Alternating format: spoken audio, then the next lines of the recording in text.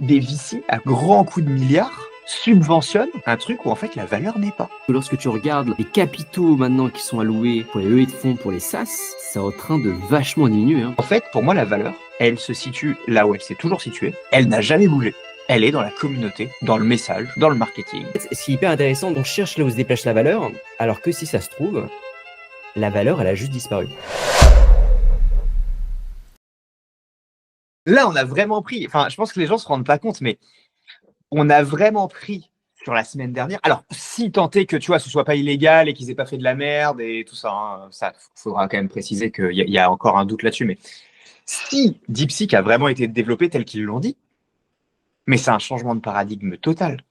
Enfin, on va en parler là, mais c'est complètement what the fuck. Là où on pensait que la valeur était logée, en fait, c'est une erreur depuis des mois. Et ça veut dire que depuis des mois, enfin depuis 2 ans, on va dire même, des VC à grands coups de milliards subventionnent un truc où en fait la valeur n'est pas. C'est magnifique. C'est comme si on te disait, je sais pas, en immobilier, à la place d'acheter les murs, j'ai acheté le papier peint, quoi. Et en fait, tu te rends compte qu'en enlevant le papier peint, tu peux quand même vivre dedans. J'exagère un peu, tu vois. Ce sera l'intro du podcast. Hein. je trouve que ton excitation est vraiment top sur ça, mais si tu veux, d'ailleurs, on peut immédiatement commencer et enchaîner la discussion. Alors attends, je te propose qu'on fasse quand même une intro formelle pour que les gens sachent de quoi on parle.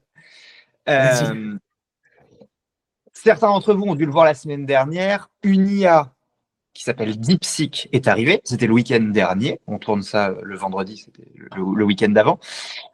Cette IA DeepSeek, pour rappeler quand même les grands faits, les grandes masses, c'est une IA qui fait, globalement, c'est un LLM, hein, qui fait la même chose que ChatGPT, Claude, Gemini et comparse.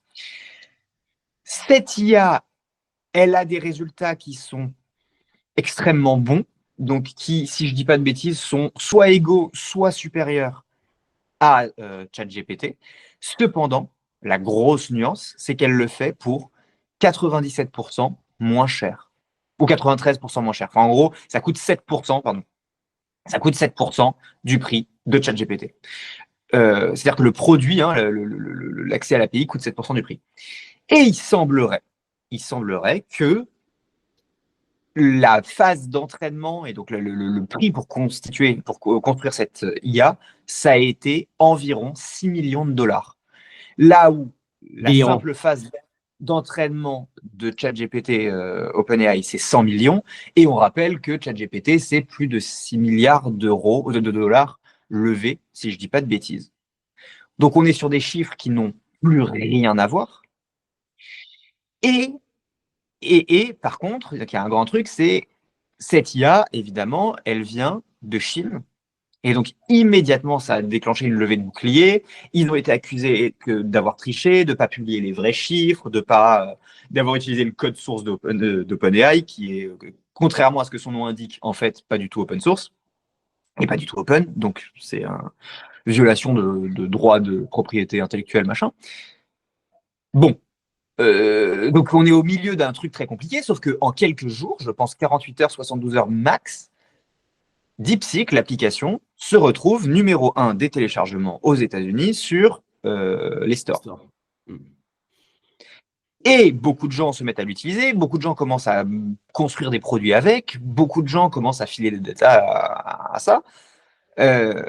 Et deuxième chose, parce que là où j'ai moins d'infos, parce que j'ai même pas eu le temps de regarder pour te dire, c'est que dans la semaine, la Chine a sorti 2 autres modèles, un publié par Alibaba et un autre par je sais pas qui, concurrents, entre guillemets, à DeepSeek, d'encore meilleure qualité, apparemment, qui du coup deviennent concurrents aussi, évidemment, à OpenAI, et ainsi de suite, et qui arrivent sur le marché. Donc, tu as une espèce d'emballement de les États-Unis, jusqu'à maintenant, si je dis pas de conneries, à part Mistral, possédaient l'ensemble des LLM, des grands LLM vraiment utilisés, hein, j'entends. Claude, Anthropic, US, Perplexity, même si c'est pas vraiment LM, mais on va dire US, ChatGPT US, Grok, Twitter, enfin X US, Gemini US, Llama US, Enfin bref, tout le monde était US. Et d'un seul coup, tu as 3 modèles, dont un qui défraie la chronique, qui devient numéro 1 des téléchargements dans le monde, et qui est DeepSeek. Et ça se passe, en gros, tout ce que je dis se passe en moins d'une semaine. Tout ce que je dis là se passe en moins d'une semaine. Et oui, évidemment, il y avait Mistral, nous, en France. Voilà. Bon. Ça veut dire quoi? Ça veut dire que OpenAI a coûté un certain prix. C'est probablement le plus cher. Déjà, Mistral a fait plus ou moins la même chose avec un budget réduit, mais qui est quand même colossal. Je pense qu'on doit parler de autour d'1 milliard, tout confondu. Et là, on a des mecs qui disent, ouais, je fais la même chose avec 6 millions. Ah, on va attendre pour voir si c'est exactement vrai. Est-ce que les chiffres sont bons? En tout cas, ce qui est sûr, c'est qu'à minima, même s'ils ont claqué le double, le triple, tu multiplies par 10, même si tu multiplies par 10, même si tu multiplies par 100 et qu'ils ont claqué 600 millions, ça veut quand même dire que, un, ils sont moins chers, ce qu'on sait qui est faisable, puisque 600 millions, entre 600 millions et 1 milliard, c'est le prix pour Mistral. Mais deux, surtout, que eux, ils arrivent à bien découper. Ce dont on est sûr, c'est que le prix de sortie, il est bien de 7%. Ça coûte bien à utiliser 90% de moins cher que OpenAI. Et ils ont bien été premiers des téléchargements. Ça veut dire que, à minima, le moat de OpenAI, c'était une semaine. Pour dégommer la barrière à l'entrée d'OpenAI, c'était une semaine. Attends, c'est quoi le mot? C'est tu sais, la barrière à l'entrée, la défense maximale, quoi, ce qui fait qu'ils sont uniques. Ok, c'est-à-dire. Ça veut dire, comment dire, le moat de Facebook, c'est le fait d'avoir tout le monde sur la planète et donc ils sont Ok, défendables. ok. Enfin, c'est ce qui te défend. Faudrait que attends, je vais te trouver la Ok, c'est définition. l'avantage compétitif, quoi. C'est l'avantage, exactement. Attends. Et le mot d'OpenAI, c'était quoi déjà? Bah, justement, je suis assez j'en sais rien. C'est rigolo parce que, alors forcément sur Twitter, Ah tout oui, le bah, monde. en fait, Pardon, donc vas-y. pour te dire, moat, c'est des douves. En Hmm. anglais, c'est des douves, et c'est ce qui te permet de défendre ton business, en fait. C'est Ok, ouais. les douves d'un château fort, tu vois. Ok, l'avantage qu'on. Ok. Et ouais, il y a des vidéos qui The ressortent company with a long-term sustainable competitive advantage which protects its profits from competitors. En gros, ça protège tes profits et ça te défend à long terme.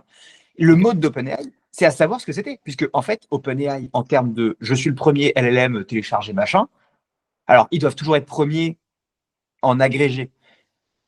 Mais enfin bon, en une semaine, tu les as fait vaciller. Il n'y a aucun réseau social, même TikTok n'a pas bouleversé Facebook et les établis en une semaine.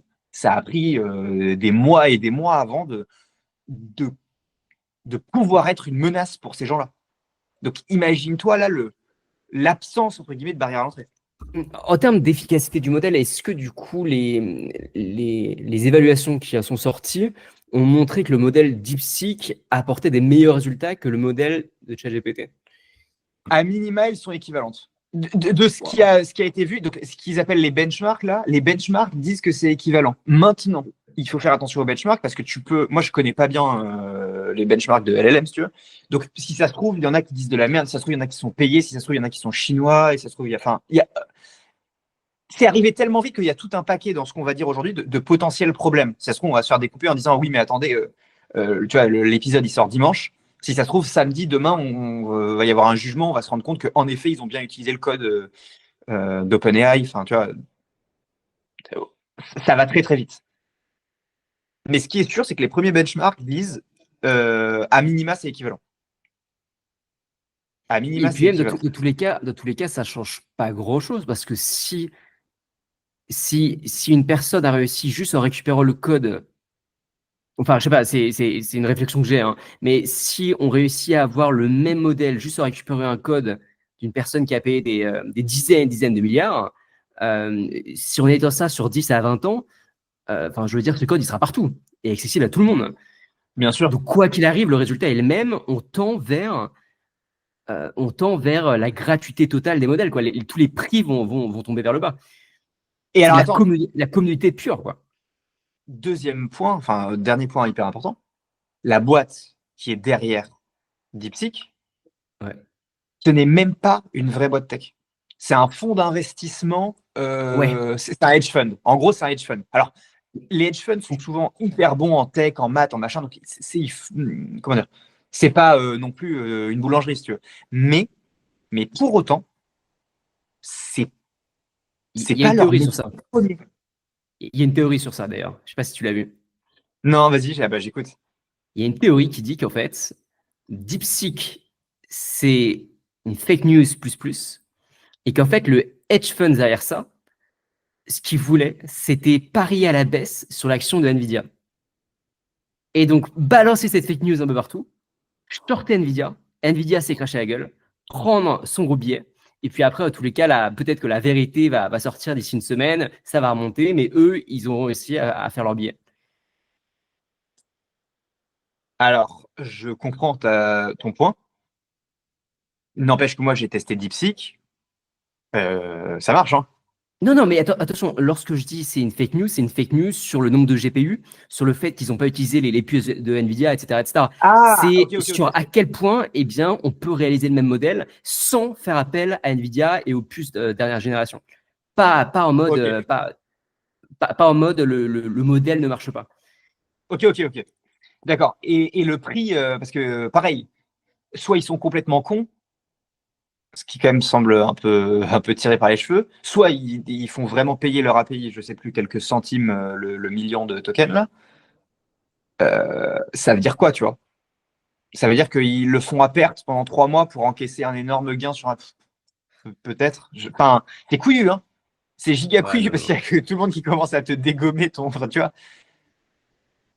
Du coup, j'ai une question, Alex. Ouais. Où se trouve la valeur?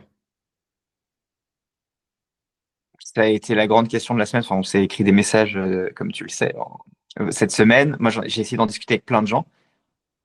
La réalité, et ce sera le début de la réponse, après on va creuser, mais la réalité, c'est que j'en ai aucune idée.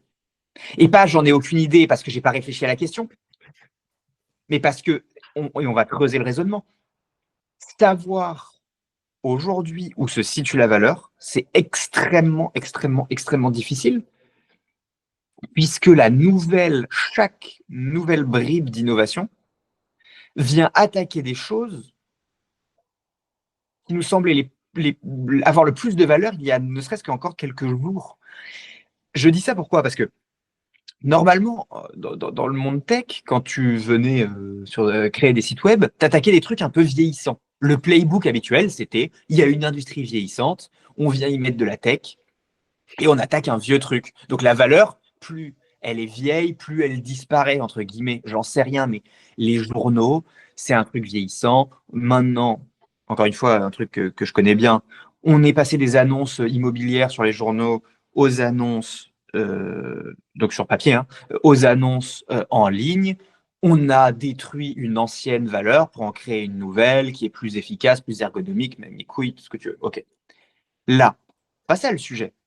Là, si on détruit le truc qui, encore il y a une semaine, était la startup la plus en vue du monde. C'est si vraiment, encore une fois, partons du principe que c'est pas un complot pour faire chuter l'action Nvidia et shorter et gagner de l'argent dessus, mais partons du principe que c'est juste une prouesse technologique et que juste les mecs se sont chauffés, alors ça remet en cause immédiatement la valorisation de la startup privée la mieux valorisée du monde, sauf SpaceX. Enfin, mais voilà, la startup software, tech, AI la plus valorisée du monde. Ce qui remet en cause toutes les autres, hein, Anthropic, Perplexity, machin, non, non, non, non, non, non. Donc, toutes ces trucs. Ce qui te remet en cause la valeur de ce qui a pendant été quelques jours la boîte numéro 1 au monde, Nvidia.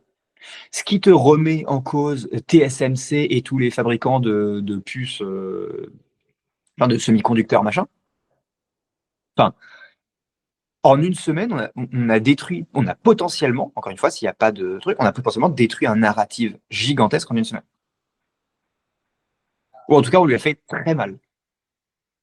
Et là où c'est hyper intéressant ce que dit Greg Heisenberg, c'est de dire, jusqu'à il y a une semaine, tout le monde se foutait de la gueule des mecs qui avaient un chat GPT wrapper.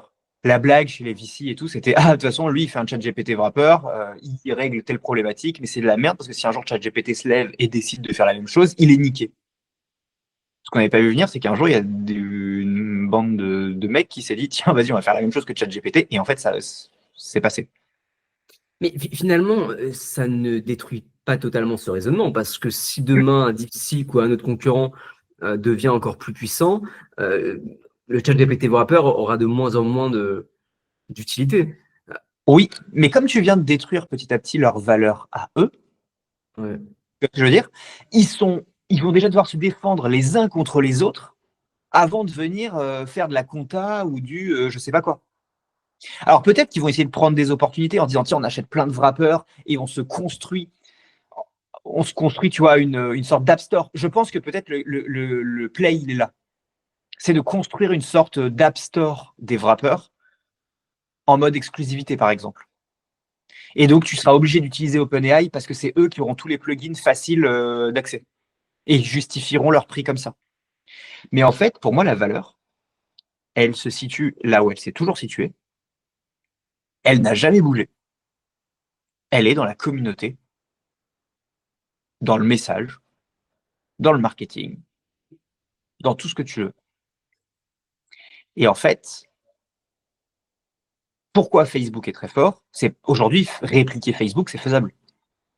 Facebook aujourd'hui est très très fort parce qu'ils ont une grosse, enfin, Meta, on va dire au sens large du terme, parce qu'ils ont une gigantesque communauté. Entre guillemets captive, c'est le fameux effet de le network effect. Et en fait, la valeur, bah, c'est toujours la même. Pourquoi Google stresse pas plus que ça, même si Gemini est pas très bon?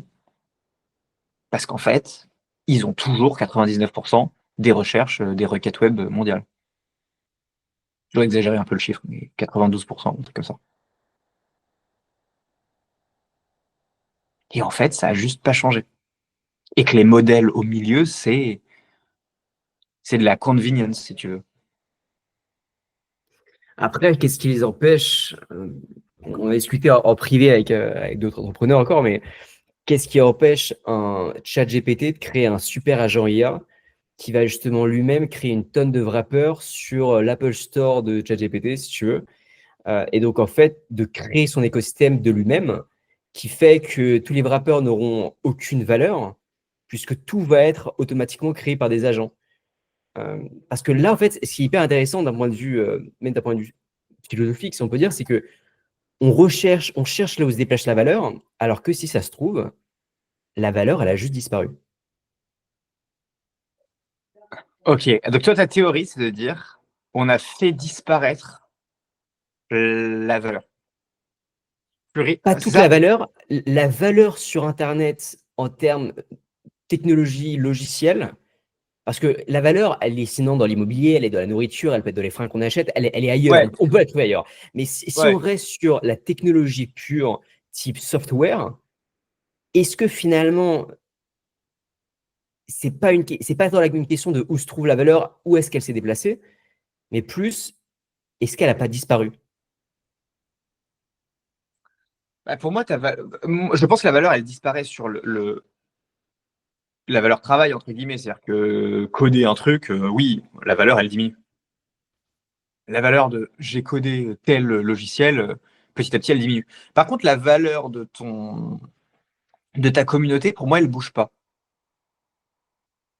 Parce que oui, ChatGPT, enfin, OpenAI, il peut décider de lancer tous les wrappers de la planète, machin, mais ça impliquera quand même qu'ils soient obligés de venir te piquer tous tes utilisateurs d'une manière ou d'une autre, que eux décident de changer, tu vois, il y a le switching cost, quoi. Combien ça leur coûte de switcher d'un Mais service à un autre?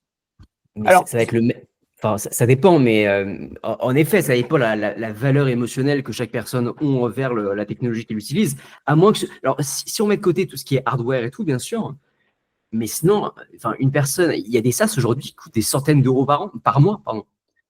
Si on peut payer le même SaaS pour 1 euro par mois, ce qui sera peut-être possible, si finalement il n'y a aucun employé à payer, il n'y a que dalle, il n'y a rien, Je pense qu'il y en a beaucoup qui vont se dire bon, j'ai quelques données dans celui-là. Et si en plus, ils facilitent le transfert de data, puisque c'est ce que font d'ailleurs aujourd'hui plein de SaaS, les SaaS concurrents, ils facilitent le transfert de data d'un SaaS à l'autre.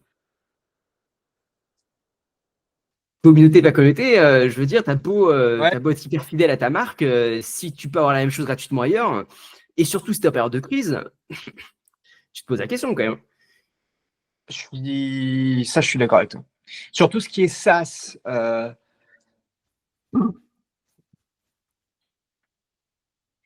ouais, sur tout ce qui est SaaS, je suis d'accord avec toi. Sur tout ce qui est SaaS, il y a pas de raison. Si tu divises le prix par 10 et que la qualité est la même et que le transfert de data est pas impossible ou très complexe, il n'y a aucune raison, je suis d'accord avec toi, de rester chez Salesforce si tu peux payer l'équivalent de Salesforce un quinzième du prix. Et d'ailleurs, les VC se sont rendus compte parce que lorsque tu regardes les capitaux maintenant qui sont alloués pour les levées de fonds pour les SaaS, c'est en train de vachement diminuer. Hein. Ouais, mais je te garde. Ce matin, je lisais, avant notre rencontre, je lisais la liste de ce que YC cherche pour 2025. Ouais, je l'ai mis dans la On newsletter parlait du jour. Ouais. ouais, ah bah, ouais, très bien. Et tu vois, il n'y avait que des trucs à base d'IA ou bon, soit c'était de la deep tech, des trucs un peu deep tech machin, mais sinon tout était à base d'IA. Tout était à base d'IA et il n'y avait rien qui était du SaaS. Par contre, c'était rien IA qui remplace un SaaS. C'était IA qui remplace des jobs. Enfin, c'était clairement dit comme ça, IA qui remplace des jobs humains.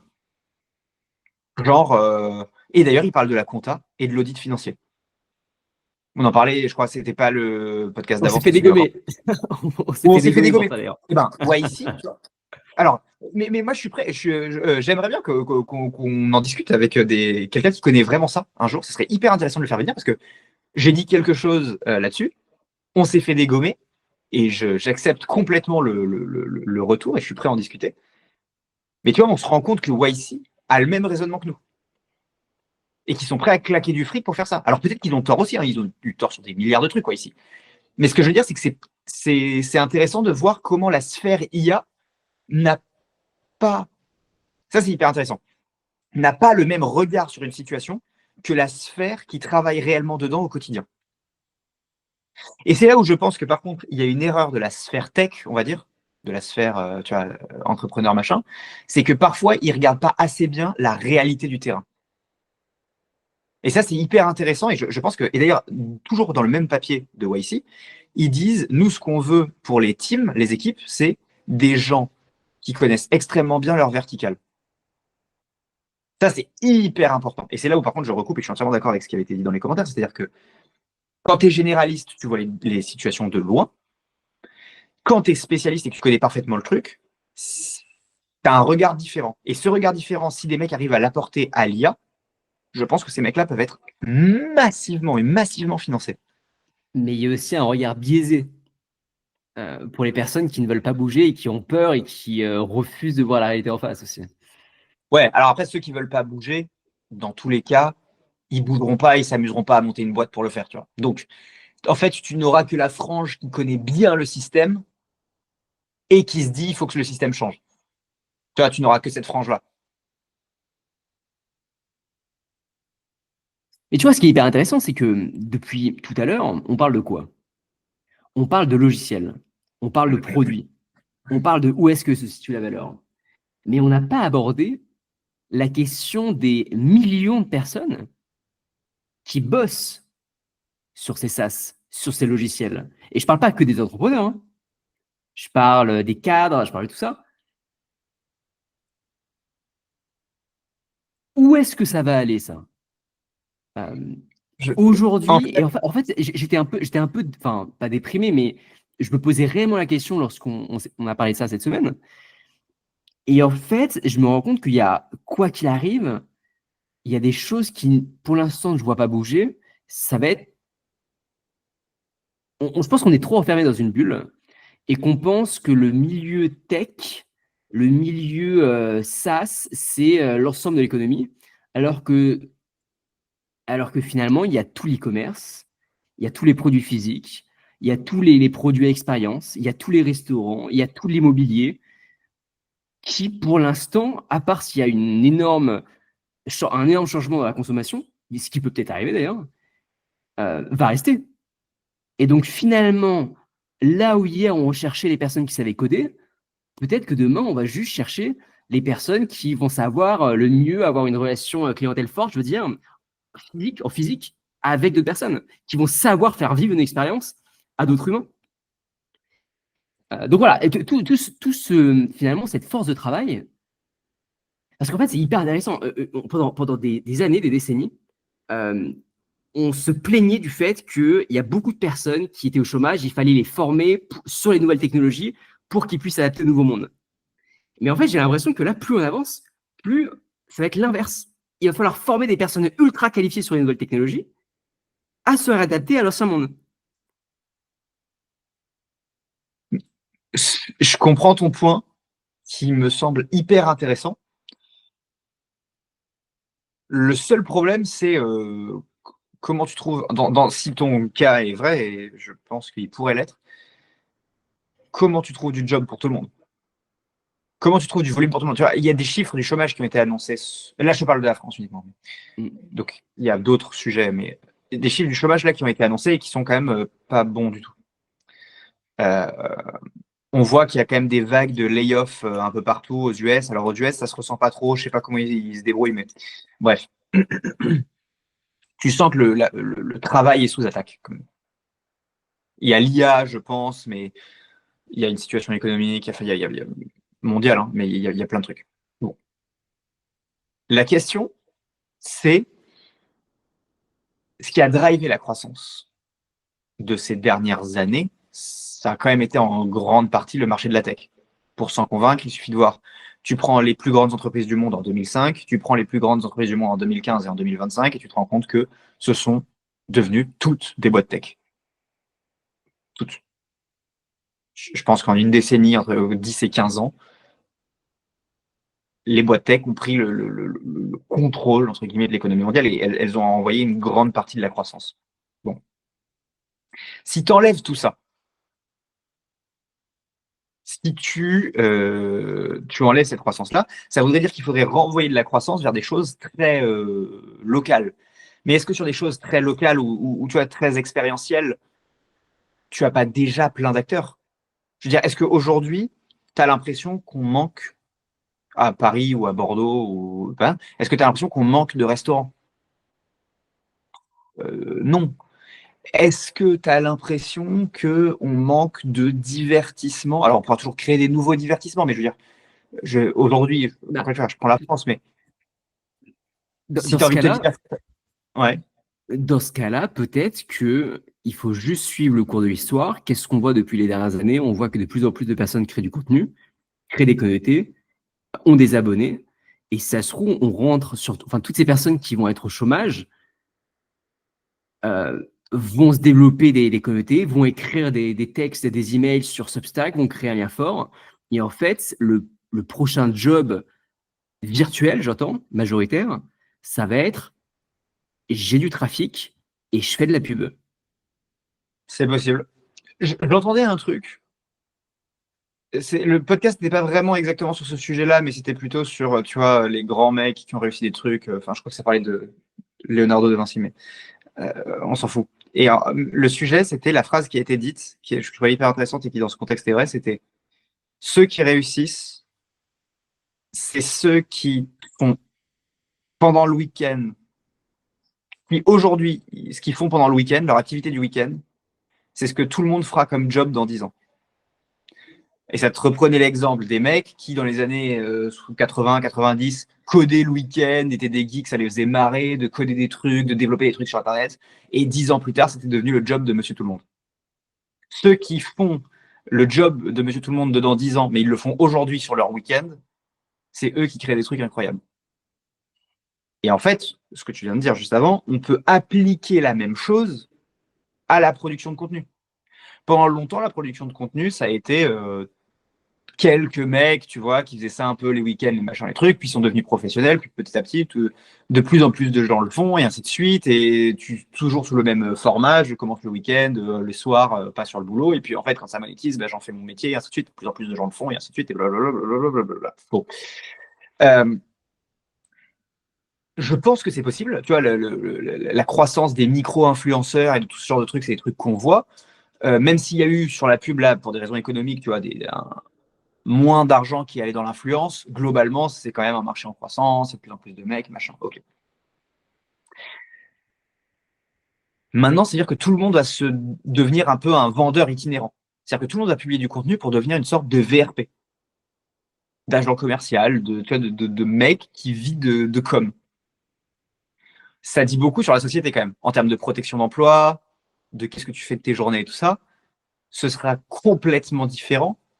Enfin, tu vois, ce serait un shift très important dans la société. Ça relancerait des questions du style, est-ce que tu mets un salaire universel? Parce que je suis pas sûr que tu puisses vendre assez de trucs parce que tu as 3000 abonnés. Pareil, avant, tu avais des jobs, tu avais des gens, ils étaient juste, comment dire, euh, timides. Et c'était normal, tu étais timide, tu pouvais avoir un job, tu vois, de bureau, personne venait te faire chier, c'était cool. Là, si quand tu es timide, tu dois te mettre face à ta caméra, parler, machin, nanana, enfin, c'est-à-dire que tout le monde devient plus ou moins auto-entrepreneur. Enfin, tu vois, ça implique des choses très importantes pour la société, très profondes. Bah mec, on est un peu en train d'expérimenter, hein. Quand tu regardes par rapport au marché du travail il y a 10 ans, il y a 15 ans, il y a 20 ans, là, la majorité des personnes recherchent, je regardais les chiffres notamment sur la Gen Z, la majorité de la Gen Z recherche, ne veulent pas faire carrière, s'en fichent des promotions, s'en fichent forcément de gagner plus, ils veulent de la flexibilité, ils veulent du remote, ils veulent pouvoir bosser n'importe où, ils veulent pouvoir plus profiter. Est-ce qu'on va pas dans un monde où les personnes ont de moins en moins envie de travailler, où les personnes on recherche plus quelque chose de passion, et donc dans ce cas-là, la passion, ça va être des trucs soit des trucs très manuels, on va faire des choses avec nos mains, on va essayer, et ça marchera toujours, quoi qu'il arrive, même si demain il y a un robot qui fait ça, bah, le manuel, l'artisanat marchera toujours. Une personne qui va partager sa passion, ça marchera toujours aussi. Est-ce que finalement, parce que là, on- il y a beaucoup d'idéations, mais est-ce que finalement, c'est pas un mouvement de l'histoire qui se met en place et qui est très logique? Va pas y avoir un chamboulement qui arrive du jour au lendemain avec un changement total des habitudes du jour au lendemain, mais plus en fait un bouleversement global, très logique, qui se met en place et où de manière assez dingue finalement, bah, tout se rejoint. En fait, finalement, tout se rejoint, quoi. Le fait que de plus en plus de personnes créent du contenu, que de plus en plus de personnes décident de relâcher le côté j'ai un boulot pour la vie, ce qui ne sera plus du tout possible avec l'IA. Euh, le fait que de plus en plus de personnes demandent le droit à la paresse. Bon, c'est peut-être très français aussi, je sais pas. Mais et peut-être qu'il y aura un pan entier de la population qui vont se satisfaire du revenu universel qui très certainement va arriver, et je pense que les taxes vont être sur les boîtes d'IA, et eux vont vivre de ça. Et peut-être qu'une autre tranche de la population va quand même vouloir continuer à bosser d'une certaine manière, et donc ça va être les entrepreneurs. Et je pense qu'en effet, beaucoup de personnes vont vouloir être à leur compte et être entrepreneurs à différents niveaux. Alors la majorité vont être entrepreneurs sur Internet, comme ce qu'on peut voir avec les influenceurs, et une petite minorité va vouloir être dans un entrepreneuriat peut-être un peu plus risqué, un peu plus profond, de la deep tech, de la recherche. Et peut-être qu'il va y avoir 50% revenu universel, on profite de la vie, droit à la paresse, on profite de sa famille, etc. etc. Et 50% qui vont vouloir entreprendre de leur côté à tous les niveaux. Pourquoi pas, hein. Pourquoi pas? Après, tu peux avoir aussi des cas intermédiaires, tu vois, des artistes, des professeurs, tu as des gens qui gèrent, qui accompagnent les enfants, enfin, tu vois, plein de trucs où même si une machine peut le faire, tu as envie d'avoir un humain par principe, tu vois, ou par préférence. Je suis d'accord avec toi. Je suis d'accord avec toi. Enfin, je pense que de toute façon, après, on regarde aussi, on dit oui, c'est normal d'être salarié et tout. Mais en fait, le modèle du salariat, c'est assez récent, hein. Je veux dire, il y a quelques dizaines d'années maintenant, mais tu vois, avant les guerres et tout ça, la plupart des gens étaient en fait des sortes d'entrepreneurs. C'était soit des commerçants, soit des, comment dire, des, agriculteurs, enfin, tu as tout un paquet de trucs qui fait que ils n'étaient pas salariés au sens où on l'entend là aujourd'hui, emploi de bureau, machin, nanana, je me pointe à 9h, je pars à telle heure, enfin voilà. Du coup, question, est-ce que DeepSeek, c'est the next big shit? Pas forcément. Je crois pas. Le sujet, c'est pas est-ce que DeepSeek est the next big shit. Pas forcément, honnêtement.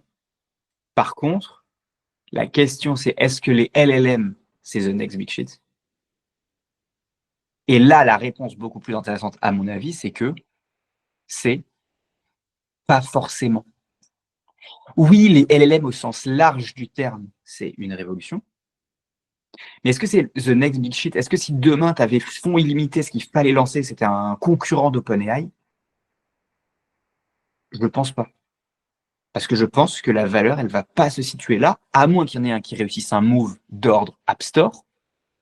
Ça, c'est un autre sujet. Mais si ce move, il est ou pas fait ou pas réussi, je suis pas sûr qu'il y ait ça. Et d'ailleurs, il y a assez longtemps, je crois que dans un des premiers podcasts qu'on avait dit, Shamat, j'avais cité Shamat, tu sais, dont je ne prononcerai pas le nom de famille parce que trop compliqué, mais expliquer que déjà, il y a 1 an et demi, il n'y a pas tant de valeur que ça dans les LLM. Et à l'époque, j'en avais discuté avec 2 personnes de mon équipe technique qui m'avaient dit t'abuses, il y a de la valeur dans les LLM et tout ça. Encore une fois, si tout ce qui est dit sur DeepSeek est vrai, j'avais juste raison 1 an trop tôt. Ce qui est hyper important, ça veut dire qu'en effet, la valeur, elle n'est pas là. Et si la valeur, elle n'est pas là, il faut aller la créer ou la chercher ailleurs. Et en effet, ça déclenche tous les genres de trucs. Donc, est-ce que DeepSeek, the next big shit? Pas forcément. Par contre, d'un point de vue de ce que ça a prouvé au marché, oui, c'est une nouvelle extrêmement importante. Parce qu'elle a modifié les croyances de marché de ces derniers temps. On verra bien.